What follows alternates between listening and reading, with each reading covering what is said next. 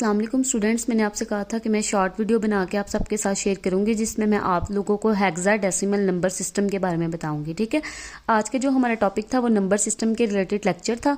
अब number system मैंने आप लोगों को बता दिया था कि जब हम नंबर्स के ऊपर वर्किंग करते हैं या उनको प्रेजेंट करते हैं उसको हम नंबर सिस्टम कहते हैं। ठीक है, इसके 3 टाइप्स के बारे में हमने पढ़ा था। 3 मेन इसके सिस्टम है। First one is decimal system, second is binary and third is hexadecimal. ठीक है, अब इसमें मैंने आपको बताया कि जो डेसिमल है ना उसमें 0 से 9 तक के सारे डिजिट्स आ जाते हैं, उसको हम डेली लाइफ में यूज करते हैं।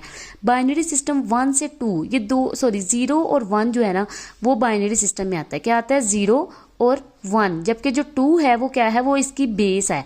2 के बारे में आप लोगों ने याद रखना है कि 2 इसकी बेस है। 0 और 1 जो है ना ये आपके पास बाइनरी सिस्टम में आएगा। और डेसिमल सिस्टम की अगर हम बेस की बात करें तो इसकी जो बेस है वो क्या है? वो 10 है। ठीक है, तो ये मेन है जो आपने याद रखना है, इनकी बेसिस के बारे में याद रखना है। ठीक है, अब ये देखें 0 और 1 जो है ये बाइनरी सिस्टम में आता है और इसी तरह जो 0 से 9 तक है वो डेसिमल सिस्टम में आता है। इनकी बेस के बारे में मैंने आपको बता दिया। मेन जो हमने डिस्कस करना था वो था हेक्साडेसिमल नंबर सिस्टम क्या होता है। हेक्साडेसिमल नंबर सिस्टम की अगर हम बेस की बात करें तो वो हमारे पास आती है 16। ठीक है, इसके स्टार्ट पे ना आप लोगों ने 2 वर्ड्स पढ़े थे जिसकी आपको समझ नहीं थी आई, वो ये थे A to F and base 16। अब इसका क्या मतलब है? यानी कि हमने 0 से 9 तक तो हमने ये पढ़ लिया था ना कि 0 से 9 तक जो है वो डेसिमल में चले गए सारे डिजिट्स। अब ये छोड़ दो, आप 9 तक जो है ना इसको छोड़ दो।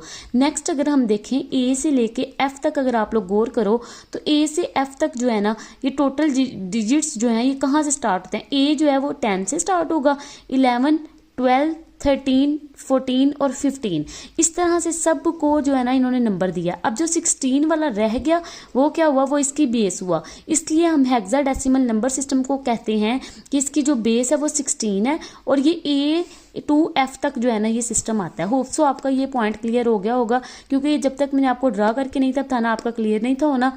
और जिन स्टूडेंट्स की बुक पे ये टेबल नहीं बना हुआ इस तरह का, वो टेबल भी ये वाला बना लें। आपको इसका क्लियर होना चाहिए कि हेक्साडेसिमल सिस्टम में A to F का मतलब क्या है और इसकी बेस जो 16 है वो कैसे बनी है। ठीक है, इसके बाद मैंने आप लोग को बताना था प्रॉपर्टीज के बारे में, जो कि हमने अरिथमेटिक ऑपरेशंस के बारे में पढ़ी थी। अब इनकी जो प्रॉपर्टीज है ना, मैंने आपको जो अरिथमेटिक प्रॉपर्टीज के बारे में बताया कि अरिथमेटिक वो वाली प्रॉपर्टीज होती हैं जो कि अगर हम वर्ड्स की जो तरतीब है अगर मैं वो चेंज कर दूं फिर भी जो आंसर है वो सेम आएगा। अब मैंने इसकी एग्जांपल यहाँ पे लिख दी। ठीक है, फिर एसोसिएटिव में मैंने कहा कि अगर मैं ब्रैकेट्स की तरतीब भी चेंज कर दूं तो आंसर सेम आएगा। इसकी एग्जांपल भी आप सबके सामने मेंशन है। अब डिस्ट्रीब्यूटिव की बात कर लेते हैं, जो मैंने आपको वीडियो में बताना था। तो डिस्ट्रीब्यूटिव में क्या होता है कि अगर